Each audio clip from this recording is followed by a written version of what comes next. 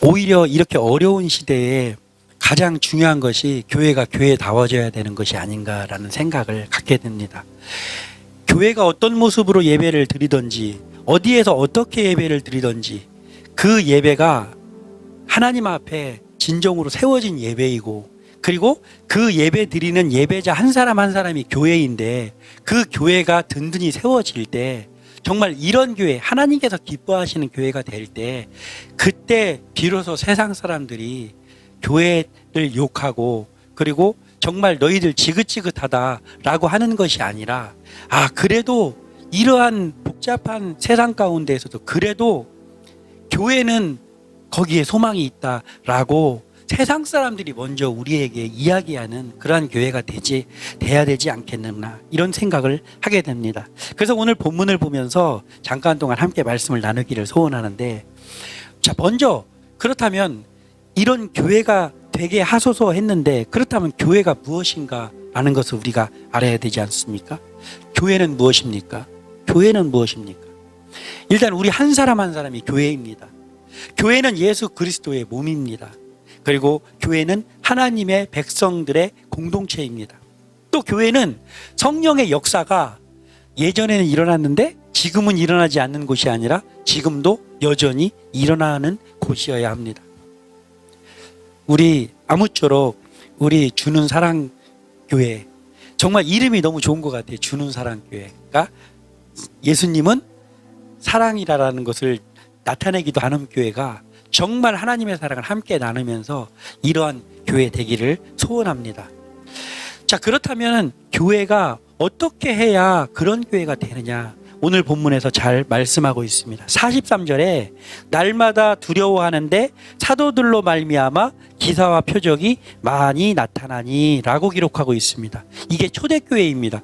예수님이 이제 승천하시고 그 예수님의 제자들, 또한 바울과 같은 이러한 사람들이 세운 교회입니다. 이 교회에서 어떠한 일이 나타나냐면, 두려워하고 있는 이때에 사도들로 말미암아 기사와 표적이 많이 나타나니라고 기록하고 있습니다. 그때는 그 시대니까 기사와 표적이 나타나지 지금은 다르지 않는가? 아니죠. 이 기사와 표적이 나타나는 교회가 지금의 교회여야 하는 것이죠.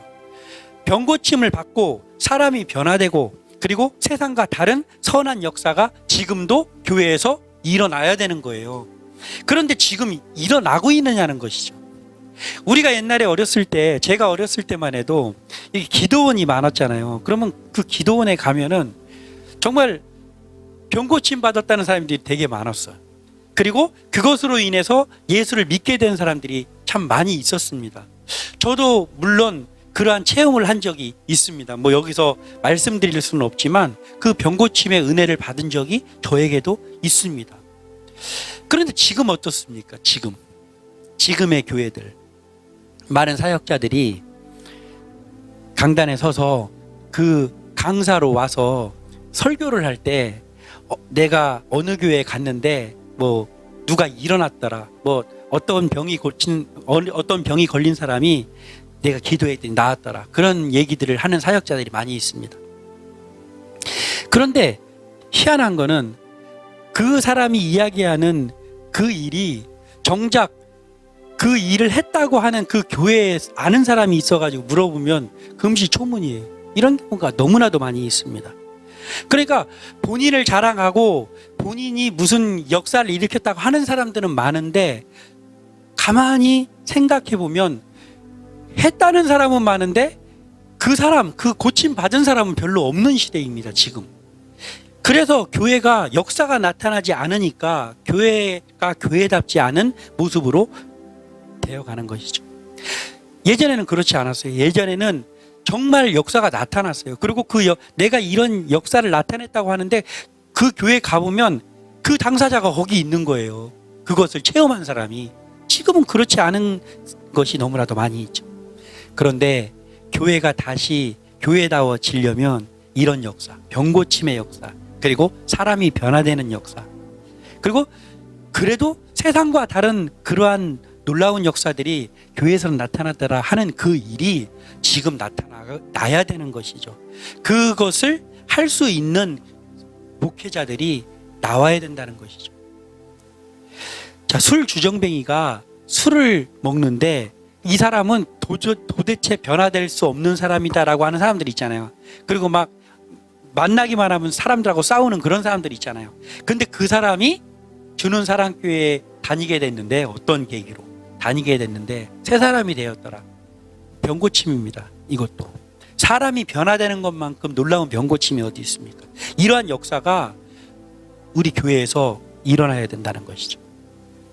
또한 교회에서 아무런 변화가 나타나지 않는다면 교회의 역할을 할 수가 없는 거예요. 왜냐하면 세상 사람들이 볼 때 교회에서 뭔가 역사가 나타나야 되는데 교회도 똑같아. 그러면 세상 사람들이 볼 때, 아니 시간 정해가지고 예배 드리러 다닌다고 하고 주여 주여 하면서 기도한다고 하는데 아무런 역사도 나타나고 있지 않은데, 그렇다면 교회 다닐 필요가 뭐가 있냐 얘기죠.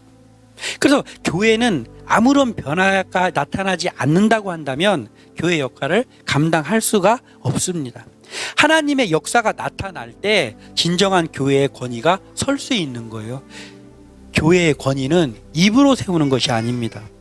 교회의 권위를 입으로, 우리 교회는 어떤 교회고 우리 교회는 이것을 하고 있고 라고 하는 입으로 교회의 권위를 세우는 것이 아니라 교회는 역사로 세워지는 것입니다. 그러니까 내가 무슨 것을 했고 우리 교회가 무슨 것을 했다라는 것을 내 입으로 이야기하지 않아도 주위의 사람들이, 그리고 우리가 알고 있는 그 사람들이 저 교회에서 이러이러한 역사가 나타나고 저 교회에 다니는 사람들은 뭔가 다른 사람들하고 다르다라는 것을 그들이 증거할 수 있는 그 정도가 돼야 그때 바로 교회다운 교회가 된다는 것이죠. 초대교회는 이러한 역사들이 많이 나타났습니다. 특히 오늘 본문에 나와 있는 사도들로 말미암아 기사와 표적이 많이 나타났다라고 했습니다. 기사와 표적이라고 하면 뭐 오병이의 역사가 나타난다든지 뭐 죽었던 사람이 벌떡 일어났다든지 그런 것들만 이야기하는 것이 아닙니다.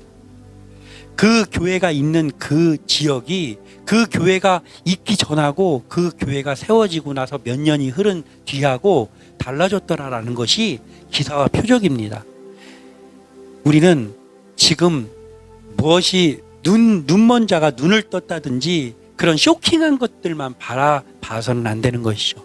기사와 표적은 그런 것도 기사와 표적이지만 우리가 지금 감당해야 될 기사와 표적은 우리 교회가 있는 이곳이, 내가 있는 이곳이 변화의 역사가 나타나야 되는 거예요. 그것이 바로 기사와 표적입니다. 목회자들은 물론이죠. 저도 목회자지만 예전에는 어디를 갔는데 뭐 하는 분입니까? 라고 하면 제가 목사입니다 이렇게 이야기하면 그래도 사람들이 좀 존경하는 그런 것들이 있었어요. 근데 지금은 하도 이상한 그런 목사들이 많으니까 어디 가서 뭐 하는 분입니까? 하면 목사입니다 라고 이야기하기가 그렇게 쉽게 나오지 않는 그런 시대예요. 그런 시대지만 목회자인 우리가 주님 앞에서 정말 목회자다운 모습으로 변화의 역사를 일으키는 그러한 기사와 표적을 나타내는 그러한 목회자가 돼야 된다는 것이죠. 우리 성도님들이 속해 있는 그 직장에서 변화의 역사가 나타나는 기사와 표적이 나타나야 되고, 그 다음 우리 가정에서 내가 예수를 믿었더니 우리 모든 가정들이 변화되고 정말 예전에는 느낄 수 없는 화목함과 또한 한 사람 한 사람이 예수 믿고 구원받아서 전가기도의 역사가 나타난 이러한 기사와 표적이 나타나야 된다는 것이죠. 그렇게 할 때 정말 교회다운 교회가 된다라는 것이죠. 그리고 어디 가서 우리가 내가 어느 교회 목사인데 하면서 목에다 힘주면서 이야기하는 것이 아니라 세상 사람들이 봤을 때 저분이 어느 교회 목사님인데 그 교회 사람들 정말 겸손하고 저 목사님이 이렇게 할 때 저 목사님 다른 사람과 뭔가 다른 것 같다. 내가 교회를 다닌다면 난 저 교회를 다니겠다라는 그러한 말이 사람들에게서 나타나는 그러한 역사가 있어야 된다는 것이죠. 아무쪼록 우리 주는 사랑교회가 정말 이곳에서 충주 땅에서 지금은 성도 몇 명이 모여서 예배하는 그러한 교회지만은 정말 이제 나가서 몇 년이 흘렀을 때에는 이 지역에 영향력을 행사하고, 그리고 우리 교회 교세가 얼마나 된다 이게 아니라 정말 우리 교회에 살아있는 역사가 나타난다라는 그러한 교회를 우뚝 설 수 있는 그러한 교회 되기를 소원합니다.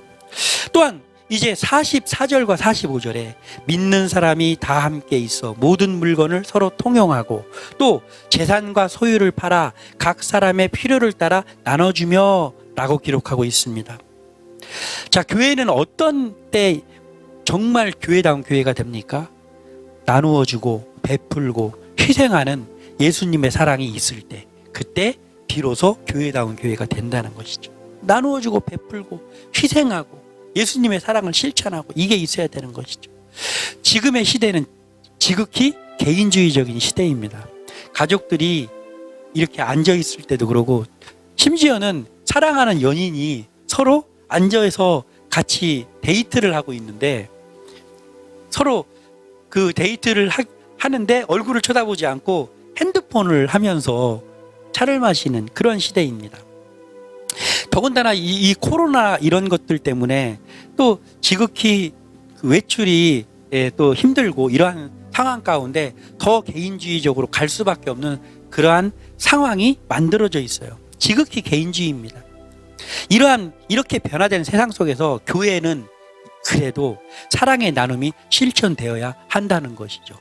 자, 우리가 코로나 시대에 지금 세상 사람들이 어디 교회에서 확진자가 몇 명이 나왔더라, 어디 교회에서 몇 명이 나왔더라 하면 이렇게 욕을 얻어먹고 막 그런 것이 있잖아요. 그런데 그렇다면 우리가 세상 사람들이 왜 다른 사람들한테는 너그러운데 교회만 핍박을 하지?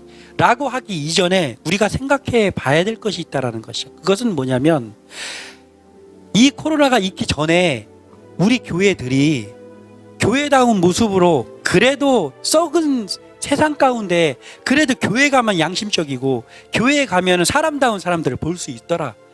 내가 예수를 믿지는 않지만 그래도 교회 다니는 사람 뭔가 다르더라 라는 것을 세상 사람들이 생각하고 있었는데 그런 일이 있었다고 해봐요. 그러면 아마도 아니 교회는 예배 드리는 곳이라 사람들이 모여 있으니까, 그러다 보면은 여기 갔다 온 사람 저기 갔다 온 사람들이 있으니까 거기서 뭐 확진자가 나왔지만은 그게 뭐 그렇게 확진자가 나오고 싶어서 나왔겠느냐라고 오히려 편을 들어줄 거예요. 그런데 코로나가 됐더니 우리만 공격 대상이 돼서 욕을 먹더라가 아니라 그 전에 이미 우리가 그 역할을 감당하지 못하고 있었기 때문에 더더군다나 이 일이 있으니까 그러한 소리를 듣는 것이죠. 그래서 우리는 이제라도 우리가 해야 될 것은 무엇입니까? 세상이 아무리 썩어져 가고 세상이 아무리 개인주의적으로 간다고 할지라도 교회에 가면 사랑의 나눔이 실천되어진다라는 것을 우리가 보여줘야 돼요. 그래서 어디 나갔을 때 나 오늘 여기 주는 사람 교회 다니는데 나도 핸드폰 하는 거 되게 좋아하는데 나 교회 가면 핸드폰 안 본다. 왜냐? 자, 핸드폰을 보는 사람이 있어요. 이렇게 핸드폰을 계속 보는 사람이 있어요.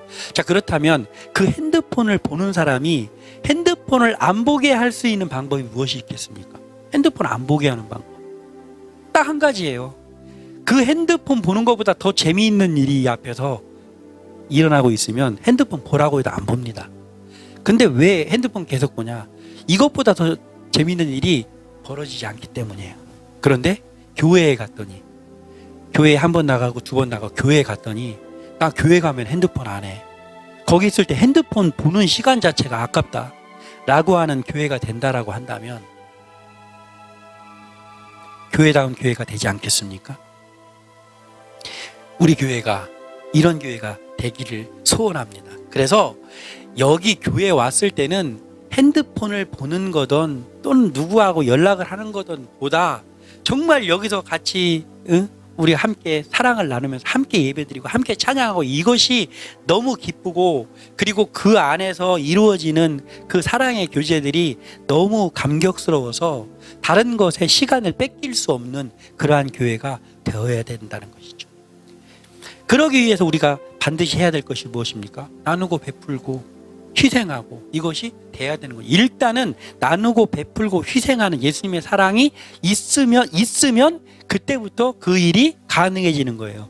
그런데 나누지 않고 베풀지 않고 희생하지 않고 예수님의 사랑이 없으면 그러한 교회는 결코 될 수가 없죠.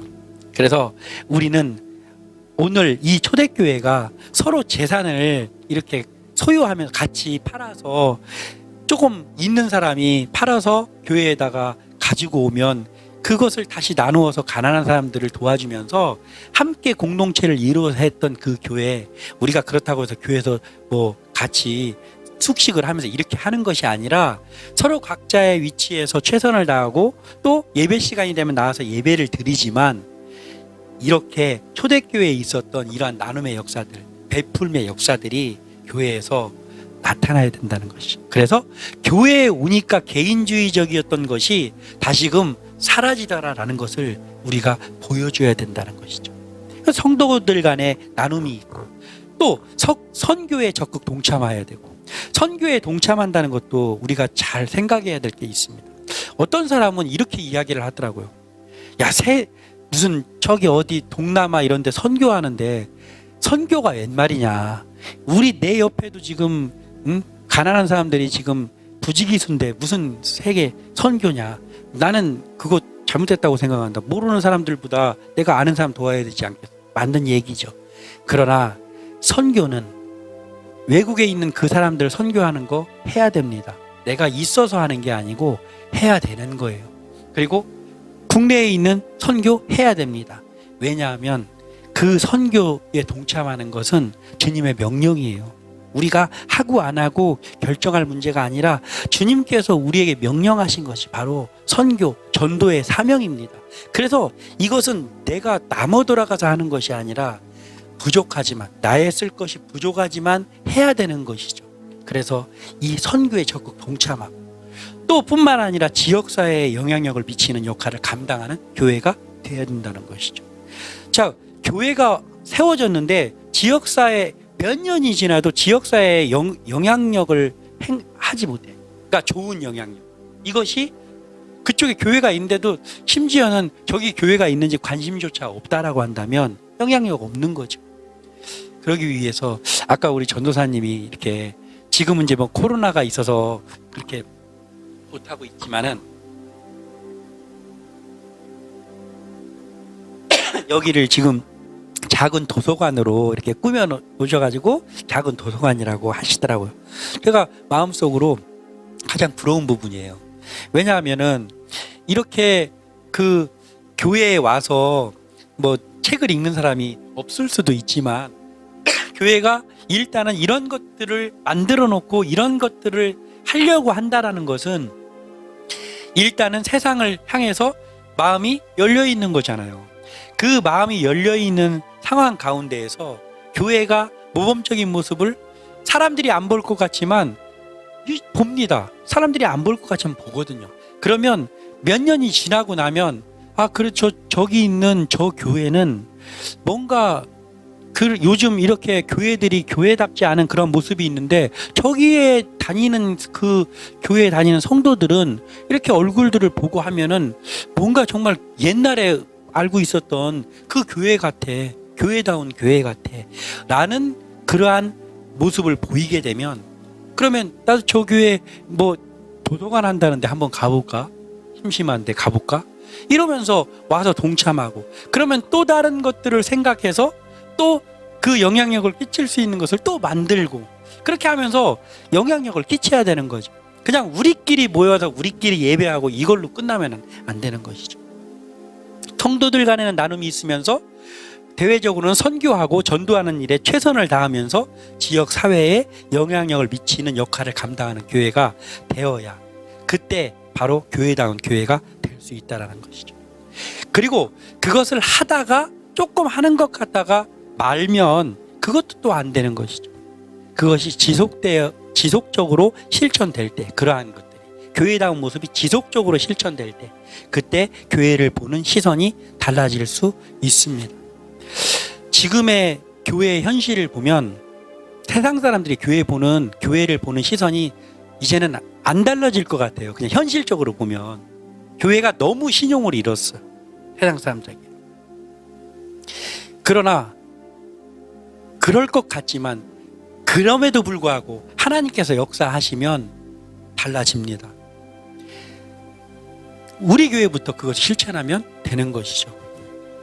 충주에 있는 주는 사랑 교회는 그 차별화된 교회, 요즘에 교회답지 않은 교회와 다른 모습의 교회라는 것을 계속해서 기도하면서 그것들을 성도들과 함께, 우리 전도사님과 함께 해 나가다 보면 이게 이렇게 한다고 해서 그렇게 될 수 있을까라고 생각을 할 수도 있지만, 그럼에도 불구하고 기도하면서 계속해서 이러한 교회가 내게에서 나가다 보면 성령의 역사가 있을 때 사람들이 그것을 보게 되고, 1년이 지나고 2년이 지나고 하다 보면 언젠가는 저 교회는 정말 교회다운 교회다라는 것을 사람들이 알게 된다는 것이죠.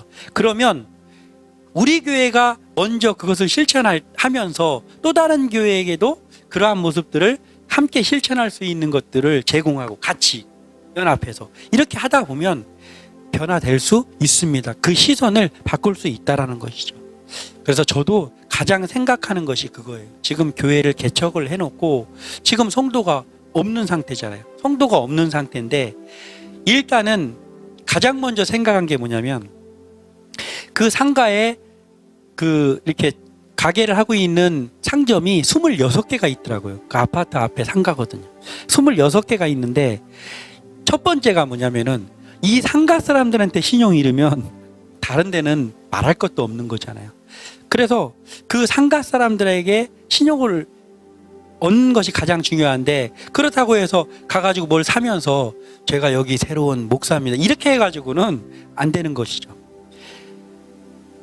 그 사람들과 예를 들어서 물건 하나 사더라도 거기 가서 물건 사고, 바지 하나를 고치더라도 거기 있는 세탁소에서 고치면서 계속해서 친절한 모습과 계속해서 겸손한 모습, 인사 먼저 하고 그러면서 계속해서 그 모습을 보여줄 때 어느 순간에 저 사람 갑자기 어느 순간부터 저 아저씨가 보이던데 하면서 물어보는 거예요. 이제 혹시 여기 이사 오셨습니까? 그러면 예, 이사 왔습니다. 그러면 그럼 어디 무슨 가게를 오픈했습니까? 그러면 제가 여기 4층에 있는 이렇게 교회 새로운 목사입니다 라고 했을 때 이미 그 사람들의 시선 가운데 새로 지금 보이지 않던 아저씨가 하나 보이는데 아주 늘 똑같은 모습으로 먼저 인사하고 겸손하게 하고 그러면서 그 친절한 모습과 이런 것들을 보여주고 있다가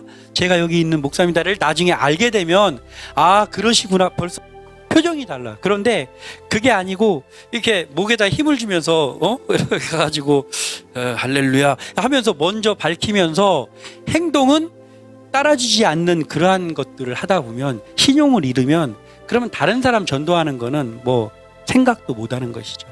그래서 가장 먼저 지금 제가 생각하면서 어떻게 이거를 해야 될까 생각하고 있는 게, 이 상가 사람들에게 상가에 대해서 안 믿는 사람들 많을 거 아니에요. 근데 거기 교회가 있는데 왜 그 사람들이 교회 안 다니고 있는 건 교회가 영향력을 미치지 못한 거잖아요. 그래서 거기서부터 지금 시작하려고 하고 있습니다. 그러기 위해서 저부터 실천해야 될 것이 바로 이런 것이죠. 예수님의 사랑을 가지고 있고 베풀고 나누고 희생하는 모습을 보여주는 것, 제가 먼저 실천해야 되는 것, 또 실천하되 지속적으로 계속해서 하는 거예요. 주님께서 부르시는 그날까지 이러한 겸손함들을 버리지 않고 또 퇴색시키지 않고 계속해서 나가야만 되는 것이죠. 이 목사님들, 저도 목사지만 참 죄송한 게 뭐냐면 가끔 이런 분들이 있어요. 저분을 예전에 한 20년 전에 알았는데 그때 그분이 전도사였어. 청년 전도사. 그런데 굉장히 겸손한 모습이었고, 그리고 뭔가 이렇게 아주 소신 있게 하던 그 전도사님이었는데 20년이 흐르고 나서 큰 교회 목사님이 돼 있네. 그런데 그 목사님을 다시 뵀더니 20년 전의 모습이 아닌 경우가 너무나도 많이 있습니다. 제가 생각을 하는 거예요. 저는 물론 나이가 50이 넘었습니다. 그렇지만 어찌됐든 목회자로서는 새내기니까 그렇다면 나는 그렇게 되지 말라는 법이 있나? 내가 지금의 이러한 모습에서 10년이 지나고 나서 다른 사람들이 봤더니 저 최 목사님 옛날하고 좀 뭔가 변했어. 근데 좋게 변한 게 아니라 좀 뭔가 거만해진 것 같고 뭔가 이렇다라고 한다면 영향력 못 미치는 거죠. 이런 교회를 만들 수 없는 목회자가 되는 것이죠. 그래서 이 나누고 베풀고 희생하고 예수님의 사랑을 전하는 것을 계속 하되 지속적으로 하는 거 어떻게 할 수 있을까? 기도밖에 없는 것 같아요. 기도밖에 없어요. 정말 우리가 가장 원초적인 게 그런 것 같아요. 요즘 교회에 오면 뭐 이렇게 기발한 아이디어를 내 가지고 무엇도 만들고 무엇도 중요합니다. 그거 만들어야 됩니다. 저도 그것을 어떻게 무엇을 해야 될까를 고심하는 사람 중에 한 사람입니다. 그런데 잊지 말아야 될 것은 그래도 교회는 가장 원초적인 것, 예배하는 것, 그리고 말씀과 기도 가지고 나가는 것, 이게 있는 상태에서 다른 것도 해야 되는 거지. 그게 안 되면 아무것도 안 됩니다. 그리고 첫 번째로 이 기도와 말씀, 예배, 이것을 해야 되는 이유가 뭐냐면 이 예배와 기도와 말씀을 쉬지 않고 계속 하는 사람이 무엇을 할 때 거기서 역사가 나타나는 거예요. 그런데 기도와 말씀을 하지, 아이디어를 내는 회의를 하기 위해서 기도와 말씀을 할 시간이 없어. 이래가지고는 아무것도 안 되는 것이죠. 그래서 이것을 하려고 노력하고 있습니다. 우리 교회가 이런 교회가 돼서 계속해서 이 실천하면서 베풀고 나누고 희생하는 것들을 실천하면서 나가는 그러한 교회다운 교회가 되기를 소원합니다. 46절에 날마다 마음을 같이하여 성전에 모이기를 힘쓰고 집에서 떡을 떼며 기쁨과 순전한 마음으로 음식을 먹고라고 기록하고 있습니다. 자, 무엇입니까? 예배와 교제가 있는 진정한 교회로 서야 한다는 것이죠. 좀 전에 얘기했던 것의 연장선이죠. 예배는 하나님을 높여드리는 최고의 행위입니다.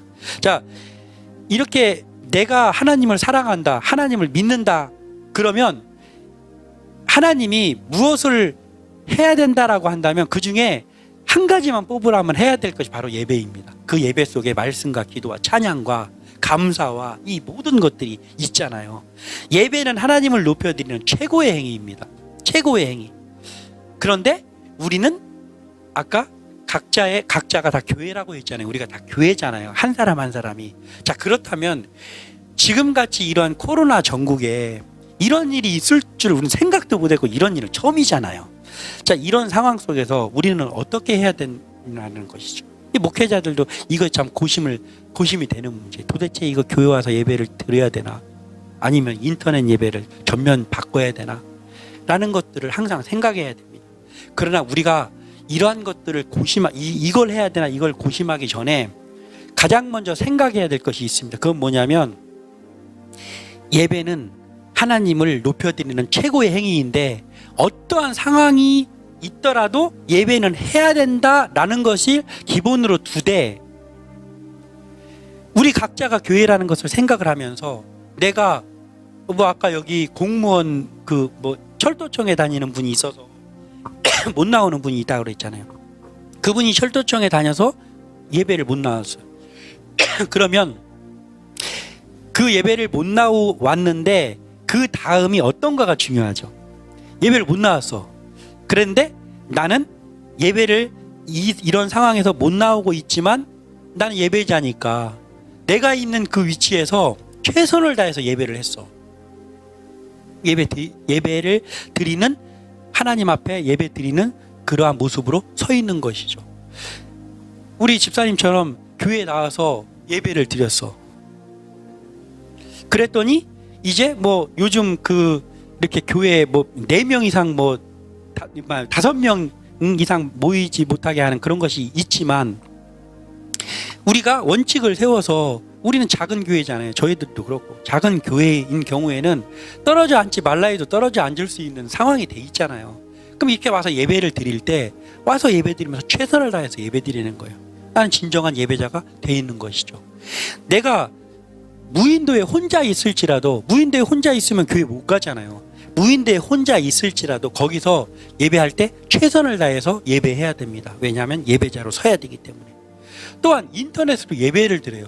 인터넷으로 예배 드리니까 그냥 반바지 반팔 입고 앉아가지고 예배 드리는 모습이 아니라 우리 어머니가 그러시더라고요. 이 인터넷으로 예배를 드리니까 뭔가 처음에는 적응이 안 되잖아요. 그런 적이 한 번도 없으니까. 그런데 이렇게 어차피 이렇게 상황이 돼서 이 예배를 드려야 된다면 내가 이 상황 속에서 최고의 예배를 드려야 되겠다 생각이 돼가지고 우리 어머니가 평소 때보다 더 일찍 일어났대. 평소 때보다 더 일찍 일어나서 내가 오늘 교회에 가서 예배를 드렸다고 하면 무슨 옷을 입고 갈까를 생각해가지고 목욕을 하고 그 옷을 입는다는 거예요. 그리고 교회에 내가 만약에 평소 때 10시 반에 간다. 그러면 한 10시 10분에 이미 예배 상 다 펴놓고 예배 준비를 하고 있었대요. 왜냐하면 그곳에 갈 수 없는 그 상황이 됐기 때문에 그 상황 속에서 정말 하나님 앞에 죄송하지 않은 그런 예배를 드리기 위해서 평소 때보다 더 공을 들였다는 거예요. 그러면서 이러한 속에서 주시는 또 다른 하나님의 은혜를 맛봤다는 거예요. 근데 그 은혜를 왜 맛볼 수 있었습니까? 예배를 최선을 다해서 드렸기 때문에 맛보는 거예요. 아이고 잘됐다, 이거 코로나 때문에 교회 못 나갔더니 그냥 예배 인터넷으로라도 드려야 되는데 안 드리고 그냥 어영부영 그냥 TV 보고 앉아있어. 이래가지고는 아무것도 안 되는 것이죠. 우리의 기본적으로 생각해야 되는 건 뭐냐면, 예배는 하나님을 높여드리는 최고의 행위고 내가 계속해서 해야 될 것이 바로 이 예배 행위라는 것, 이것이 하나님을 존중하는 최고의 행위라는 것을 잊지 말고 어느 위치에서 어떠한 모습으로 예배하더라도 최선의 예배로 하나님 앞에 서야 되는 것이죠. 또한 예배와 더불어서 가장 중요한 것이 있는데, 그것이 바로 그리스도의 사랑 안에서의 교제입니다. 동전의 양면과 같아요. 이게 우리가 생각하기에 예배는 무지하게 중요하지만 예배보다는 교제가 조금 덜 중요한 것 같은 느낌을 받을 수 있지만 그렇지 않아요. 예수님께서는 우리에게 예배와 교제를 동전의 양면과 같이 주셨어요. 그래서 최선의 예배, 우리 교회에서 밥을 왜 먹습니까?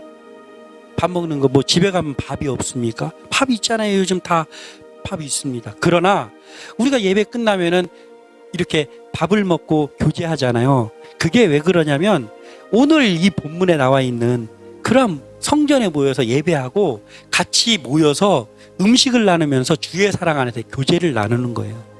그래서 어떤 분들은 교회에서 예배를 할 때 나는 예배는 최선을 다해서 드리는데 예배만 드리고 교제는 안 해. 그냥 본인 그냥 신앙생활을 하는 분이 있어요. 물론 그게 잘못된 거라고 볼 수는 없지만 조금 반쪽짜리인 것 같아요.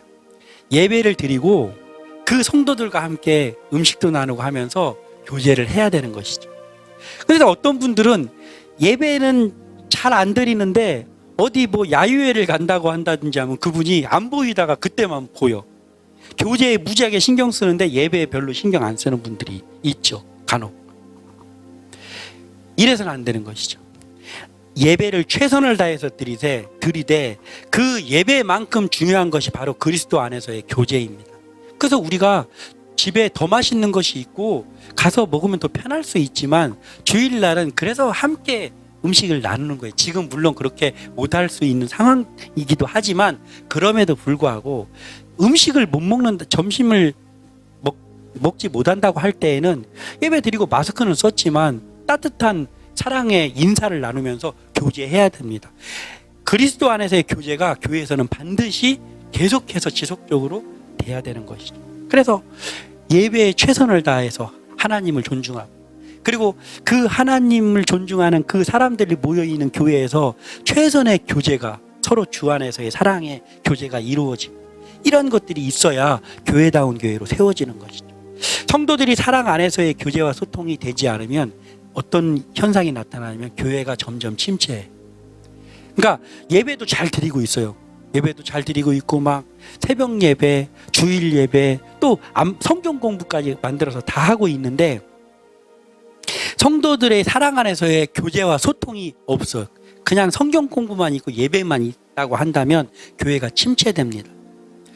반대로 무슨 온갖 그 기관 모임이라든지 야유회라든지 단합대회라든지 이런 거 만들어서 하는데 예배에 뭔가 모르게 온 정성을 쏟지 않는 그러한 또 모습이 있잖아요. 그렇게 되면 교회는 침체합니다.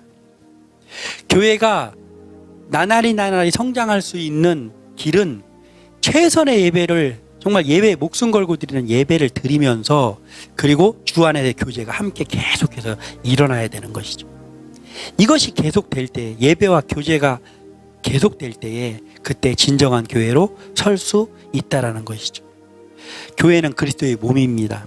각 지체가 함께 돕고 소통해야 유기적으로 성장할 수 있어요. 나는 건강해가지고 하고 있는데 우리 몸에서 그렇잖아요. 다 건강한데 간이 썩어 있어. 그러면 전체가 아프잖아요. 심지어는 그 손끝에 가시 하나만 박혀도, 제가 이 교회 공사를 다 하느라고, 겨울에 공사를 하느라고 뭐 스티커도 띄고 막 뭐 이런 걸 하다 보니까 이 엄지손가락 있는데 이게 갈라져 가지고 양쪽이 다, 그러니까 무지하게 그 어떤 자세를 취하면 되게 아프더라고요. 이게 한 곳이 아프면, 한두 곳이 아프면 우리 몸 전체가 아프잖아요.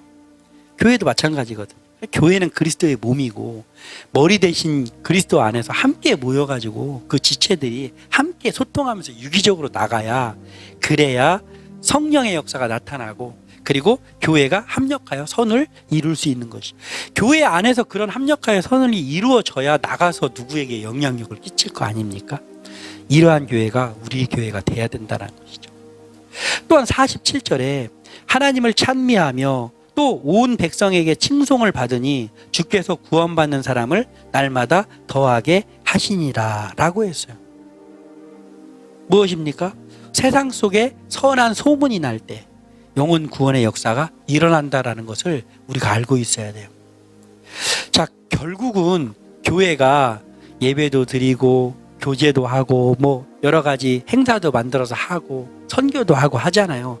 그런데 그 모든 것들을 통해서 하나님 앞에 서 있고 교제가 이루어진 후에 궁극적으로 해야 될 것이 있어요. 예수님 명령한 건 영혼 구원, 복음이 전파돼야 되는 거예요.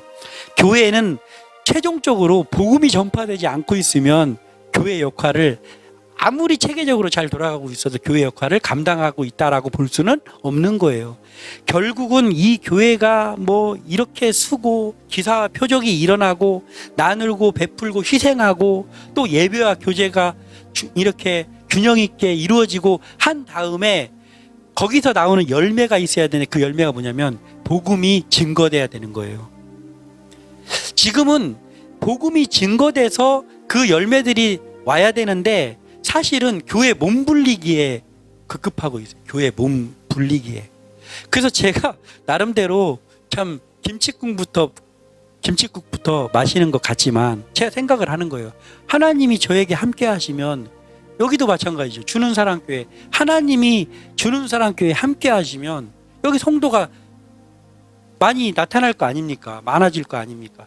그러면 그냥 1000명도 좋습니다, 2000명도 좋습니다 하면서 누가 저기 멀리로 이사 가면 그 사람까지 거기 1시간 거리까지 차 보내가지고 그래도 본교회 나와야지 하면서 끌어당기는 그런 교회가 돼서는 안 되겠다고 생각합니다. 그래서 하나님이 나와 함께 하시고 하나님께서 성도들을 보내주시고 그래서 성도들이 많아지면 나는 몇 명쯤 되면은 내가 이제 여기까지만 하고 분립개척을 시키지? 이걸 생각하고 있는 거예요. 그냥 김치국 마시는 거지 사실은. 그렇지만 그걸 생각하는 거예요. 그걸 생각하는 이유는 단 한 가지입니다.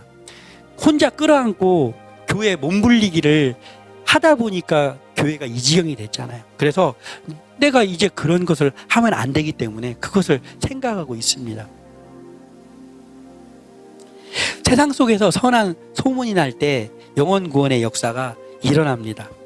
전도 행사 또 어떠한 프로그램들 있습니다.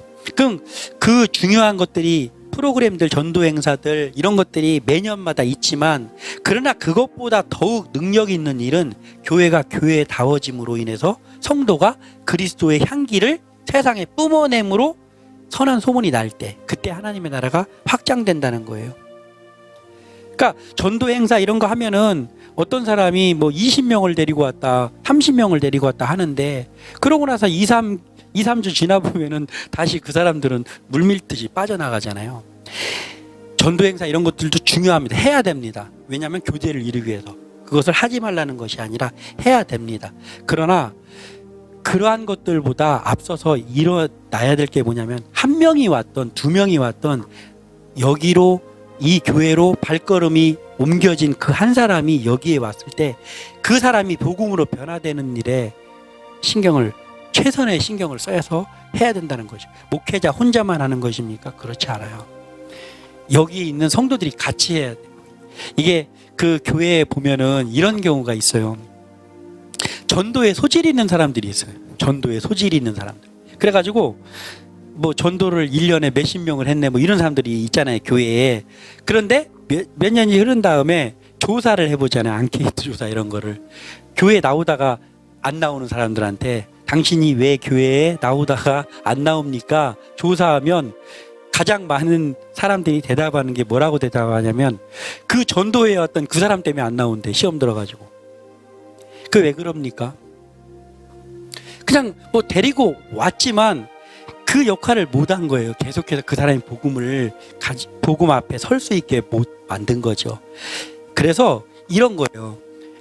목사님이나 전도사님이 여기에 있는데 어떤 전도의 그 달란트가 있는 분이 사람들을 잘 데리고 오는 분들이 있잖아요. 그런 분이 데리고 왔어요. 전도입니다.